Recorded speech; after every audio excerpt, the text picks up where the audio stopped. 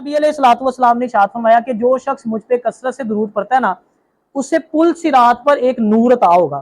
फरमाते हैं कि मैंने जो कुछ भी पाया ना, चाहे वो कोई दुनियावी नेमत है या उखरवी नेमत है, वो दुरूद पाक की बरकत से पाया। जब बंदा कसरत से दुरूद पढ़ता है तो अल्लाह की रहमत उसको चारों तरफ से घेर लेती है।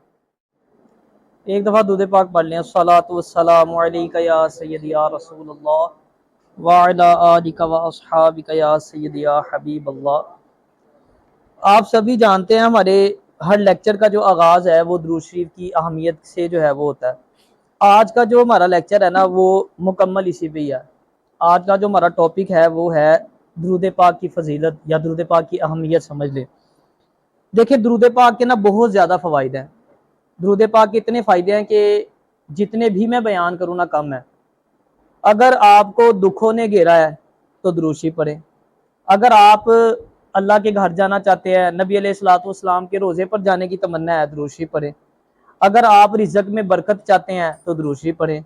अगर आप जो है वो इज़्ज़त चाहते हैं, दुरूद शरीफ पढ़ें। अगर आप पुल सिरात पर आसानी चाहते हैं तो दुरूद शरीफ पढ़ें, ठीक है ना।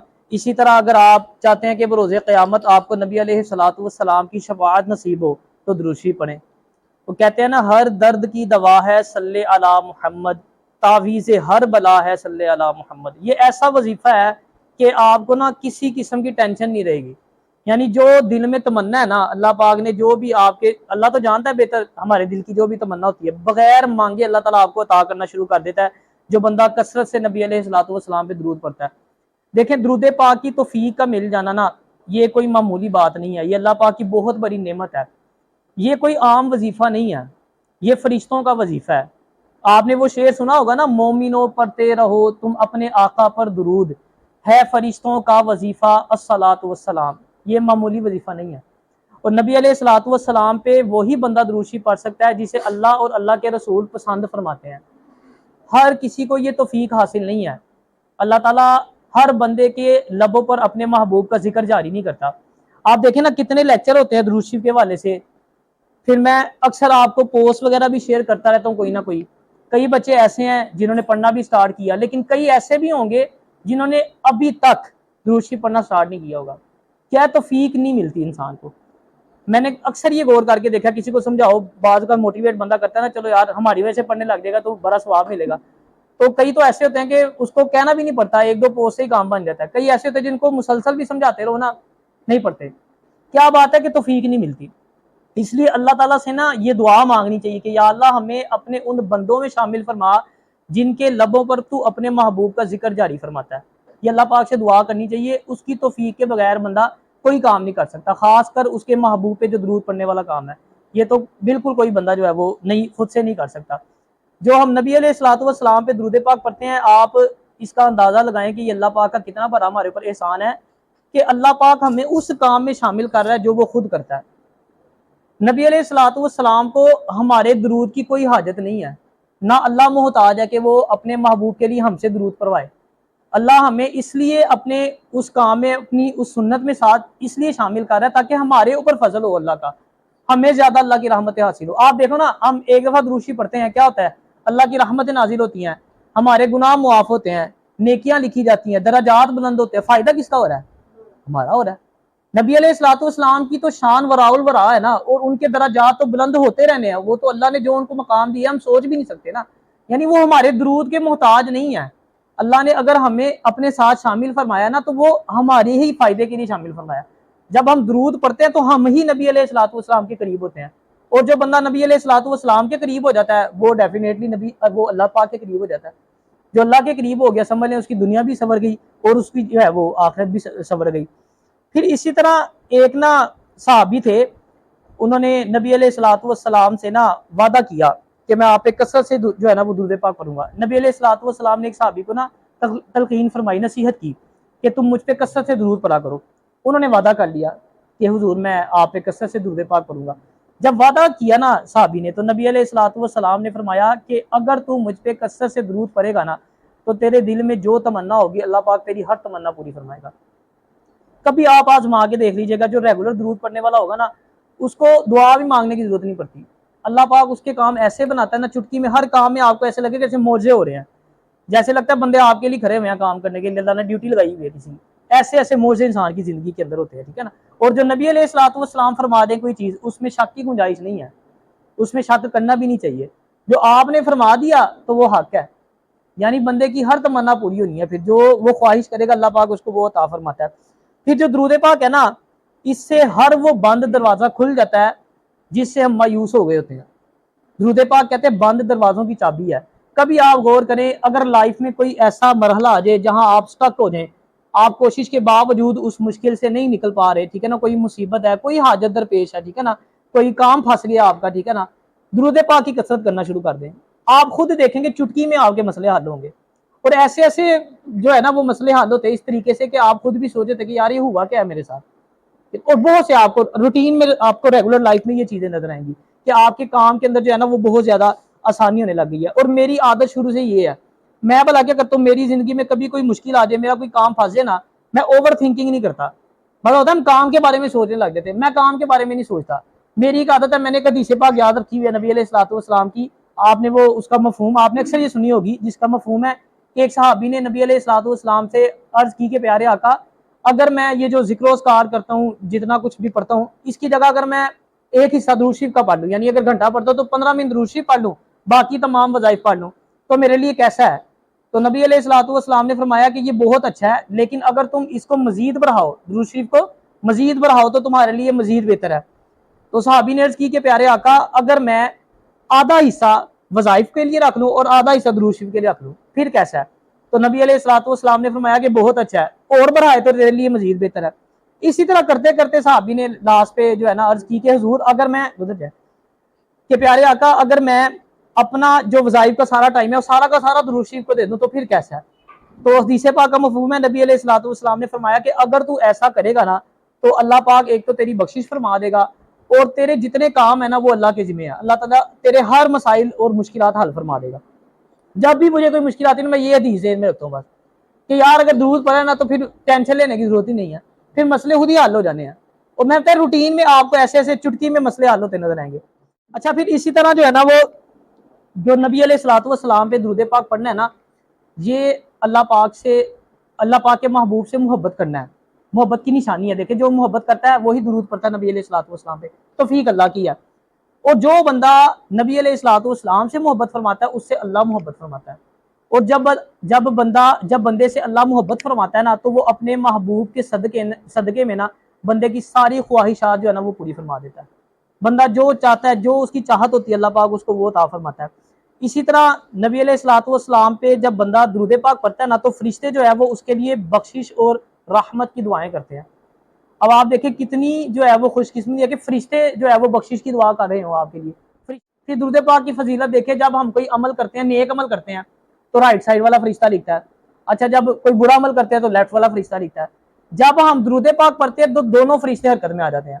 इधर वाला फरिश्ता क्या करेगा? नेकियां लिखेगा, इधर वाला क्या करेगा? गुनाह मिटाएगा।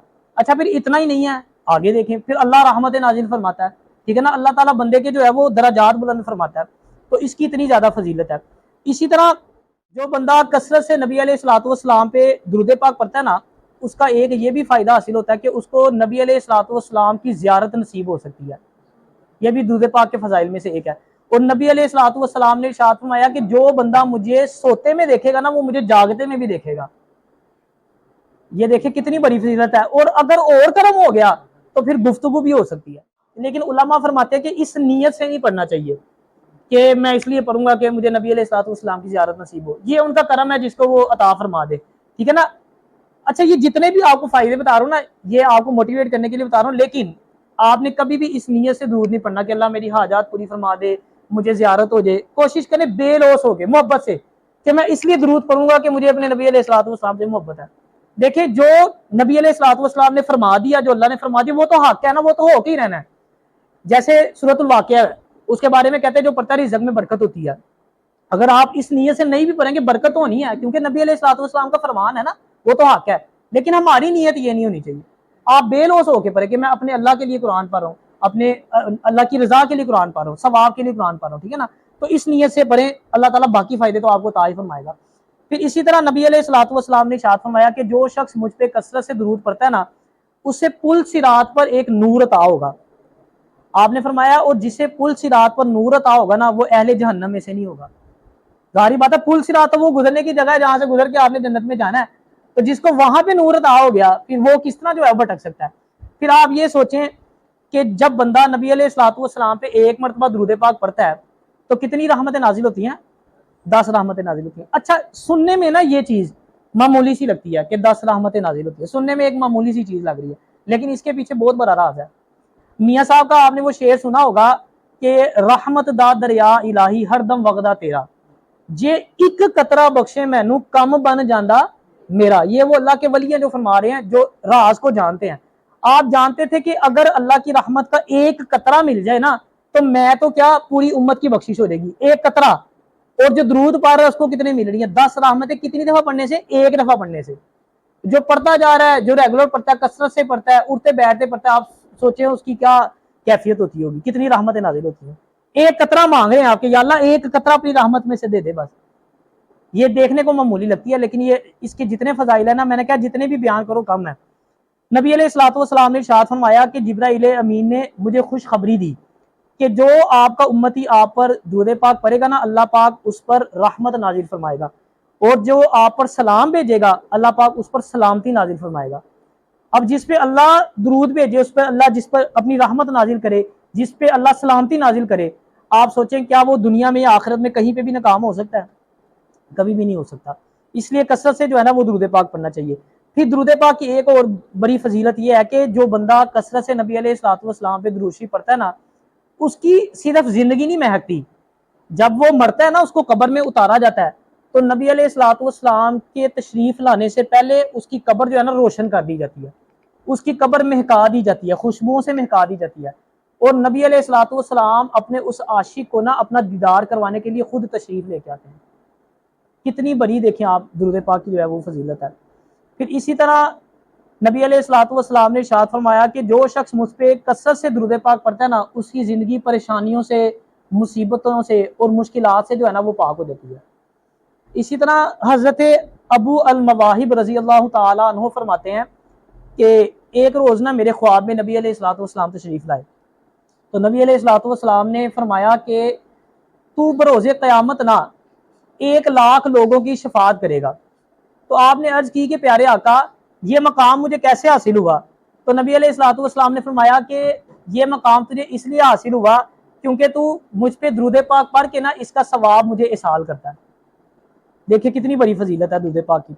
پھر اسی طرح جو بندہ نبی علیہ الصلوۃ والسلام پہ درود پاک پڑھتا ہے نا, نبی علیہ الصلوۃ والسلام اس کو جانتے بھی ہیں اور اس کو پہچانتے بھی ہیں. حضرت خواجہ قطب الدین بختار کاکی رحمۃ اللہ تعالی علیہ فرماتے ہیں کہ میرا نا معمول تھا کہ میں رات کو سونے سے پہلے نا 3,000 دفعہ درود شریف پڑھ کے سوتا تھا. اچھا اسی دوران نا آپ کا نکاح ہو گیا تو کچھ مصروفیت کی وجہ سے نا آپ 3 دن جو ہے نا نبی علیہ الصلوۃ والسلام پہ درود نہ پڑھ سکے. تو ایک شخص تھا جس کا نام تھا رئیس.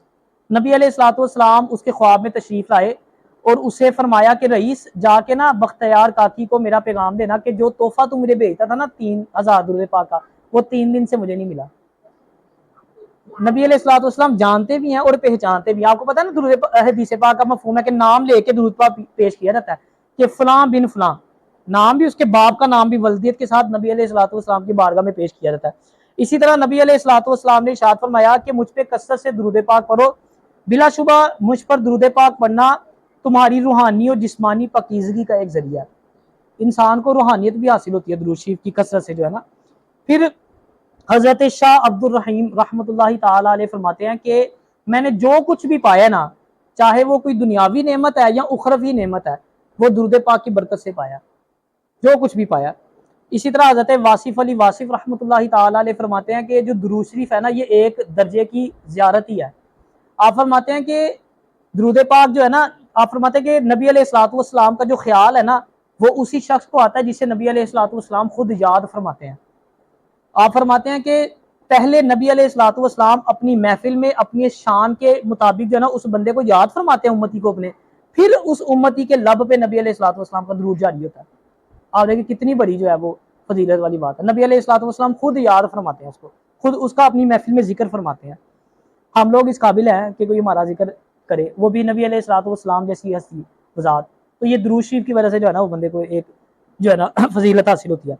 फिर आप कभी गौर करें, दुरूद शरीफ वो इबादत है जिसमें आपको दोनों नाम मिलते हैं, अल्लाह का नाम भी मिलता है, अल्लाह के महबूब का नाम भी मिलता है। अल्लाहुम्मा सल्ली अला मुहम्मद, अल्लाह का नाम भी है, अल्लाह के महबूब का नाम, यानी दोनों जिक्र एक साथ है। अल्लाह, ये दुरूद पाक जो हम पढ़ते हैं अल्लाह का जिक्र भी है ना, अल्लाह का भी जिक्र हो रहा है बीच में, अल्लाह का नाम भी साथ आ रहा है, अल्लाह के महबूब का नाम भी साथ आ रहा है, यानी अल्लाह भी राजी और अल्लाह के महबूब भी राजी। तो जिससे दोनों राजी होंगे वो तो पक्का जन्नती है, फिर उसकी तो दुनिया भी सवर गई और उसकी जो है वो आखिरत भी सवर गई। इसी तरह नबी अलैहिस्सलाम ने इरशाद फरमाया कि बरोज़े क़यामत ना अल्लाह के अर्श के अलावा कोई साया नहीं होगा, और 3 जो है ना वो शख्स ऐसे होंगे जिन्हें अल्लाह पाक अपने अर्श का साया अता फरमाएगा।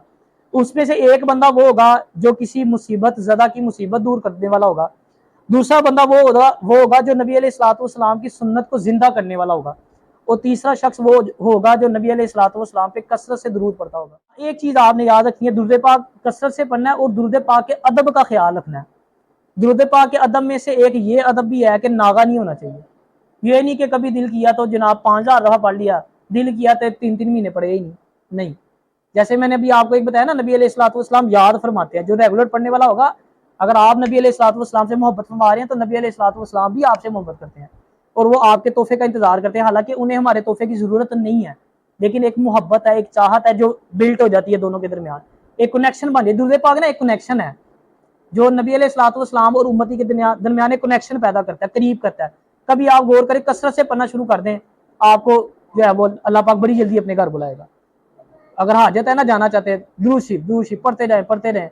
बड़े बड़े आपको ऐसे मिलेंगे पल्ले कुछ भी नहीं है, अल्लाह पाक ने बुलाया था, दुरूद शरीफ पढ़ते कसरत के साथ। इसलिए जो है ना वो इसके अदब का जो है ना वो आपने बहुत ज्यादा ख्याल रखना है। हाँ, इतना दुरूद पाक पढ़ें कि अगर आपकी जुबान खामोश भी हो जाए ना, आदत बना ले, इस कदर आदत बनाए कि जुबान खामोश हो जाए, दिल चलता रहे। तो कहते हैं ना, हाथ कार वाल ते दिल यार वाल।